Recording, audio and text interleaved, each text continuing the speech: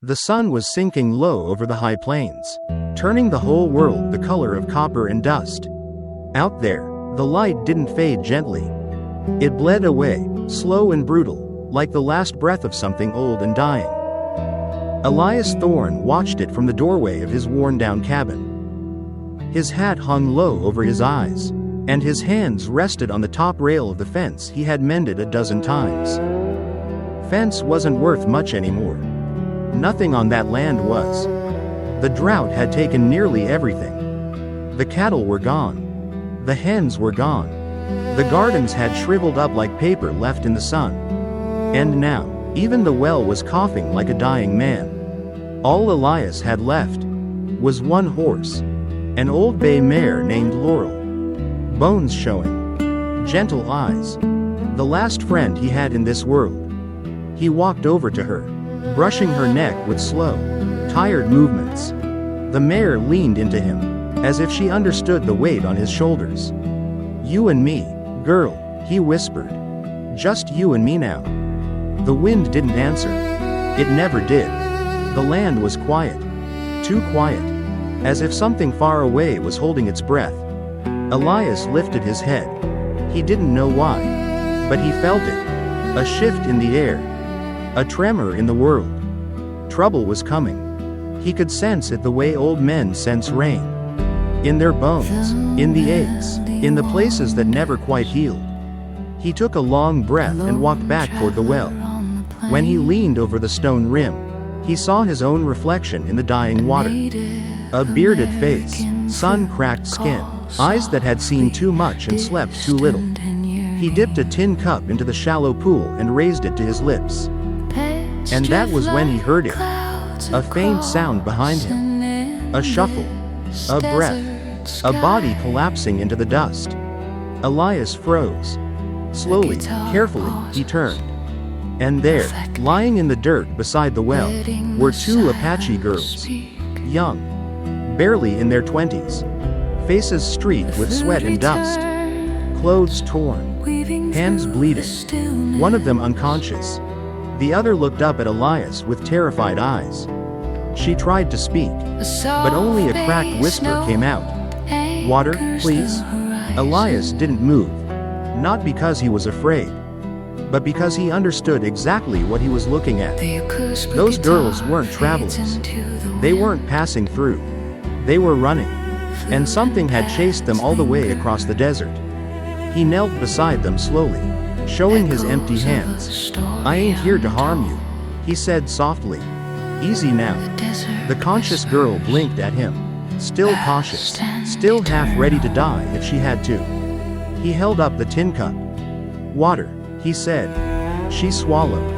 Her voice broke again. "For her, first." She pointed at her sister, unmoving, lips cracked. Elias nodded. He lifted the unconscious girl's head gently and pressed the tin cup to her lips. At first, the water only dribbled down her chin. Then her throat twitched, and she swallowed. He poured the rest carefully. The conscious girl watched him the way a drowning person watches the sky. With hope so fragile it was almost painful. Elias reached into the well again. The water was low. So low that every cup felt like a prayer. He filled it and handed it to her. She hesitated. Then drank. Slow. Shaking. Eyes closing in relief. When she finished, she lowered the cup and whispered, "You saved us." Elias shook his head. "No, just gave you water." The girl's eyes filled with something deep. Respect. Or maybe disbelief. "No," she said softly. "You saved us." She tried to stand, but her legs buckled. Elias caught her under the arms. "You're worn thin," he murmured. "You need shelter." She looked toward his cabin and tensed. "No, Apache not welcome, not safe." Elias gave a faint, humorless smile. "Ain't nobody welcome out here. And nobody safe nowhere. You two'll rest in the cabin." She hesitated again. But this time, only for a second. Then she nodded. He helped her lift her sister, and together they carried the girl toward the cabin. The sun bled lower. The wind shifted again. And far, far off in the distance, a shadow moved. A shadow that belonged to men. Elias didn't see them yet. But those men had already seen the sisters. Had already tracked them across 3 miles of open land. And had already promised themselves they would reclaim what they considered theirs. Elias brought the girls inside, laid them on old blankets, and lit a lamp. He set a pot of water to warm, little more than steam. Really, and handed the older sister a cloth. Name's Elias. She pointed to herself faintly. Asha. And her? Leary, my sister. Elias nodded once. Rest now, I'll see to the rest. Asha's eyes softened, just a little. You help strangers, she whispered. Elias turned away, putting more wood into the stove. Strangers are the only folks that ever needed helping. Asha watched him quietly. No tribe? No family? Elias paused. Once. Asha nodded in understanding. Her voice was paper thin. You are alone. Elias didn't answer. Not with words. Not with breath. He didn't need to. The truth sat in the room like a ghost. Outside, the last light of day slipped away. And with it, the last sense of safety. Elias stepped outside again, hands on his hips, scanning the horizon. The wind carried dust. And under that dust, a sound. Hoofbeats. Slow. Steady. Too steady to be wild horses. A sick feeling pulled at Elias' stomach. He walked to the old mare Laurel and placed a hand on her neck. You feel that too, girl? He whispered. The mare snorted restlessly. Elias looked back at the cabin. 2 young women. One injured. One barely standing. And trouble coming. He closed his eyes. He knew what the right thing was. And he knew what it would cost him. Laurel nuzzled his arm, trusting him completely. He swallowed hard. When he opened his eyes, they were steady. Resolved. He unfastened the reins. Laurel lifted her head in confusion. Elias whispered into her ear. Take them home. A lump rose in his throat. He had nothing left in this world. And now he was about to give away the one thing that kept him alive. But he didn't hesitate. He walked inside the cabin, knelt beside Asha, and spoke gently. You and your sister, you ain't walking out of here alive. But this horse, she'll carry you home. Asha stared at him. Her eyes widened with shock. No, Elias, your horse? He shook his head. A horse is just a horse. A life is a life. Asha's eyes filled with tears. You give your last horse. Why? Elias took a long breath. Because one day, someone gave me a chance when I had nothing. I didn't deserve it. But they gave it anyway. Asha bowed her head. Your heart is strong, Elias Thorne. He helped her lift Leary onto the mare's back. Asha climbed up behind her. Elias tightened the saddle and placed a hand on Asha's foot. You ride hard. You don't look back. Understand? Asha swallowed. Yes. You reach your people by dawn if you push her gentle. Don't stop. Asha nodded and whispered. I will return, with thanks. Elias stepped back. You don't owe me nothing. Asha shook her head fiercely. We owe you everything. She flicked the reins. The mare turned. And as Asha looked back one last time, she whispered a word Elias had never heard spoken with such weight. Brother. Then she rode off into the night. Elias watched until the dust swallowed them whole. Then he exhaled slowly, staring at the empty stall where the mare had always stood. A man without a horse was barely a man in the West. But he didn't regret it. Not for a moment. Then, from the darkness, a shape moved. A rider. Then another. And another. Outlaws. Hunters. Men with greed in their eyes and violence in their hearts. They had tracked the sisters. And now, they had found him. Elias stepped back toward the cabin door. His jaw tight. His breath slow. His hand steady. All right then, he whispered. Come and take me. The night grew heavy around Elias Thorne's cabin. thicker, darker, as if the land itself knew danger was crawling across it. Elias stood in the doorway, rifle held low but ready. The hoofbeats were slow, measured, and mean. Not the rhythm of Apache scouts. Not even the nervous trot of bounty hunters. This was the sound of men who believed the night belonged to them. 3 riders emerged first. Their silhouettes cut through the moonlight, long and sharp. Behind them, 2 more shadows moved, walking, not riding. Foot scouts. Men careful enough to flank the cabin. Elias exhaled once. "It begins," he murmured.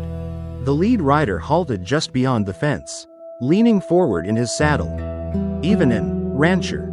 Elias didn't answer. The man chuckled. "Cold. Cruel. Name's Cutter Briggs.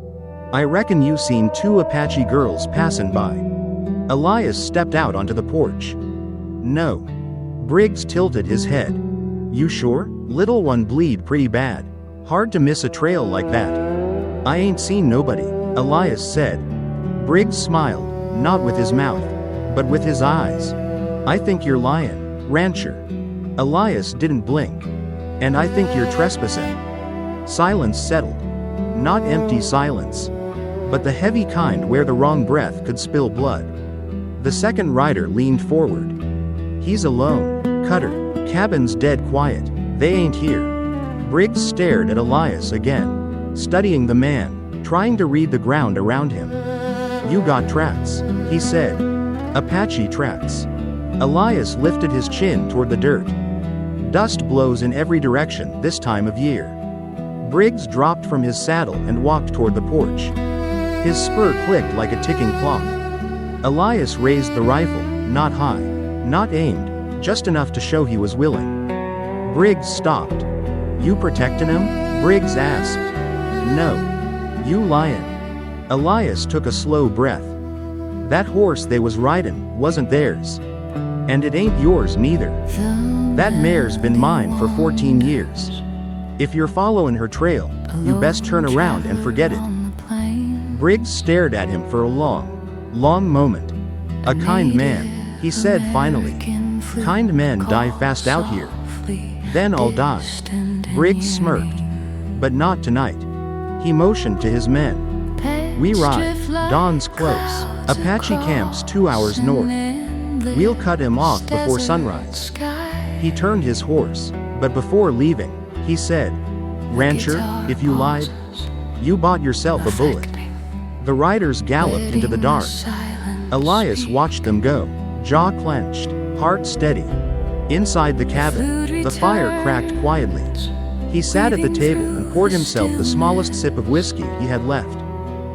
Not enough to numb him, just enough to mark the moment. When morning came, he'd face whatever followed. But for now, he let the quiet settle again. Until a strange sensation crawled up his spine. A weight, a pressure, something watching him. He stepped outside again, feeling the dawn creep over the land. And that was when he saw them. Apache scouts. Dozens of them. Silent shadows standing on the ridge. Not moving. Not blinking. Just watching. Elias swallowed. Asha had reached them. She had told them everything. He was no longer just a lone rancher. He was a man who had touched the fate of a tribe. The scouts disappeared over the ridge without a sound. Elias stood in the quiet for a long time, whispering to himself, "Whatever's coming, I hope I did right." By sunrise, Elias packed what little he had. He didn't know what the day would bring, but he could feel it. A turning point in the earth beneath his boots. He walked to the empty stall where Laurel used to stand, touched the worn wood with his fingertips. "You take care of them girls," he murmured. Then he stepped outside and froze. The ground was shaking. Hoofbeats. Not 3. Not 5. Hundreds. Elias walked toward the fence line, blinking against the morning sun. And then he saw them. 200 Apache warriors riding in a slow, thunderous formation. Colors painted across their faces. Feathers braided into their hair. Spears and rifles glinting in the sun. At the center of them rode Asha. Not wounded. Not afraid. Strong. Tall. Proud. And beside her, riding a fresh stallion, was Leary, awake and alive. Elias stepped back, breath-catching. The formation stopped 20 yards from his cabin. The warriors parted. Through them rode an older man, broad-shouldered, stern, with silver braids and eyes sharp as winter. He dismounted and walked to Elias slowly. "You gave your horse," the chief said. "You gave what you could not afford to lose." Elias nodded. The chief lifted his chin. "Why?" Elias took a steady breath.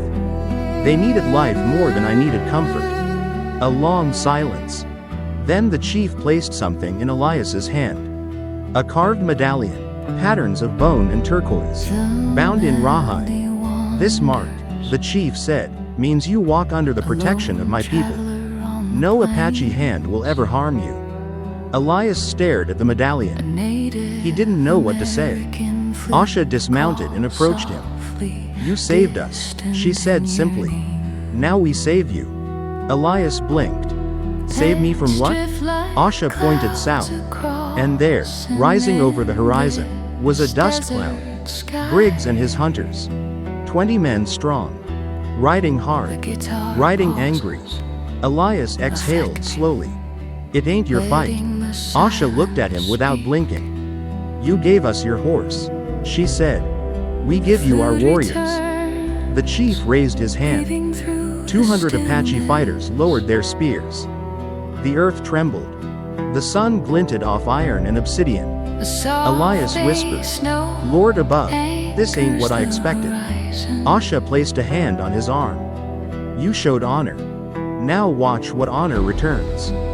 Briggs and his men rode fast, dust rising behind them like a storm. They came expecting to corner a lone rancher. A tired man with no horse, no allies, no chance. They did not expect an army. When they reached the ridge and saw the Apache line, they pulled their horses so hard the beasts nearly buckled. Briggs froze in his saddle. His face drained of color. "No," he whispered. "Impossible." One of his men stammered. "Cutter, we can't fight that." Briggs snarled, sword flashing out. "You run, I gut you myself." But even he seemed shaken. Elias stepped forward. Alone. Unafraid. He lifted one hand. "Briggs, this ends now." Briggs glared at him. "You gave them your horse. For what? For this? For them to live," Elias said. "And for me to do what's right." Briggs pulled a rifle from his saddle. "Then die with him." He fired. The bullet never reached Elias. A spear shot through the air like lightning, knocking Briggs' aim aside. Then, shouts. War cries. The thunder of hooves. The Apache warriors surged forward, not to kill, but to surround, to trap, to break the hunters' courage without taking unnecessary lives. Briggs' men threw down their weapons in seconds. They were hunters, not warriors. But Briggs himself, he refused to yield. He fought like a cornered wolf, wild, snarling, desperate. He charged Elias directly. Elias didn't lift a weapon. He didn't move. He didn't run. Asha rode in from the side and knocked Briggs clean off his horse. He hit the dirt hard. His gun skidded away. Asha leapt from her stallion and pinned him down with her knee. She raised her knife, then stopped. She looked at Elias. Her voice was steady. "You decide." Elias shook his head. "No, I ain't a judge. And I ain't a killer." The chief stepped forward. "We do not spill blood today," he said. "We end the circle of hate." Briggs thrashed until warriors seized him. He spat dirt and fury. "You'll regret this. All of you." The chief ignored him. He nodded to Elias. "You have our debt, our respect, our protection." Then he gave a soft whistle. And from the hills behind him, 30 wild horses galloped forward. The most beautiful Elias had ever seen. Strong, healthy, manes like flowing fire. The chief gestured. One horse you gave. One herd we return. Elias felt his breath break. I can't accept this. You must, the chief said. A gift must finish its circle. Asha stepped closer.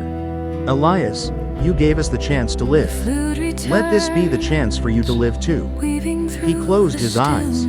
For the first time in years, he felt something warm inside him. Hope.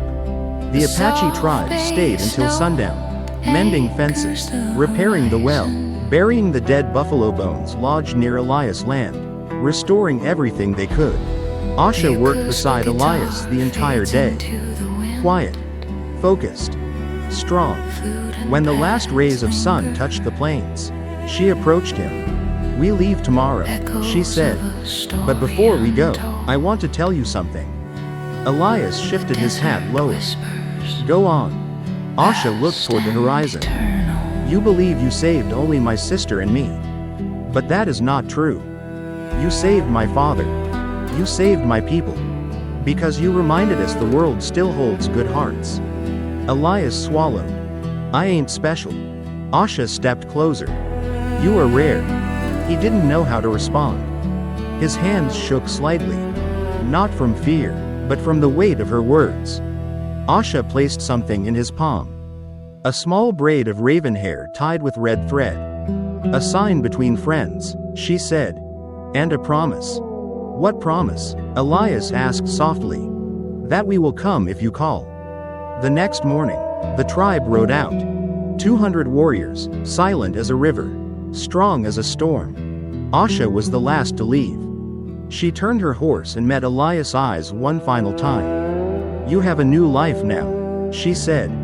Ride it well. Then she was gone. The land grew quiet again. But not empty. The wild horses grazed near his fence. The well held clear water. And the cabin felt less like a tomb and more like a beginning. Elias stood alone in the yard. For years he had lived with nothing. For years he had waited for death to come slow and silent. But now he had a herd. Now he had a purpose. And now, he had a story that would follow him for the rest of his life. He looked toward the horizon and whispered, Thank you, Asha. Wherever you ride. Then he stepped forward into the morning light. A new man. A new beginning. A life born from one simple choice. Giving away the last thing he had. And receiving more than he had ever dreamed. If tonight's journey brought you peace or helped ease a weight you've been carrying, go on and tap that like button, partner.